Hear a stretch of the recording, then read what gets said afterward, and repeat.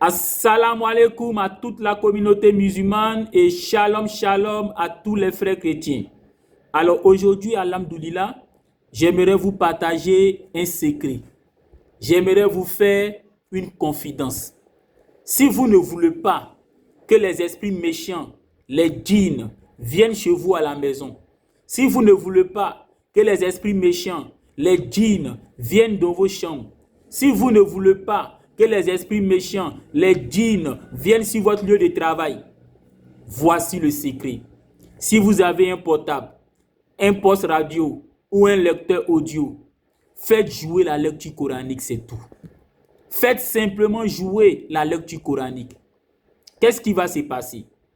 Étant donné que le Coran est dans son entièreté la parole d'Allah, la parole de Dieu, quand vous faites jouer le Coran, ces esprits méchants, ne voulant pas entendre la parole de Dieu, parce que quand ils écoutent, ça les dérange, ça les gêne, ils sont donc obligés de partir.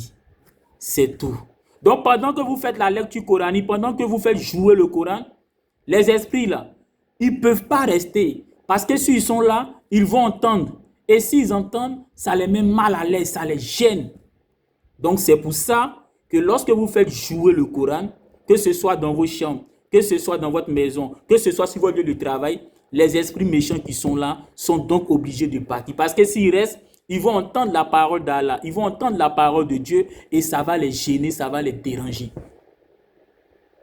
C'est la raison pour laquelle, lorsque un musulman est possédé par un esprit méchant, ou bien lorsque un musulman, il y a un esprit méchant qui le fatigue et qu'il va faire la ruqya, les rakis ne se fatiguent pas. Qu'est-ce qu'ils font? Ils ne font que réciter le Coran.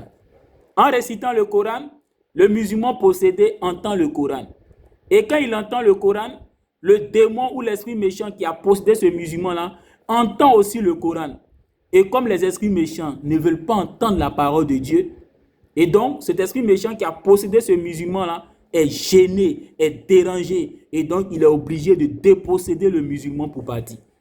Et donc c'est comme ça que les rakis font pour déposséder les musulmans qui sont possédés par les mauvais esprits. Et c'est comme ça qu'ils font pour guérir les musulmans qui sont fatigués par les mauvais esprits.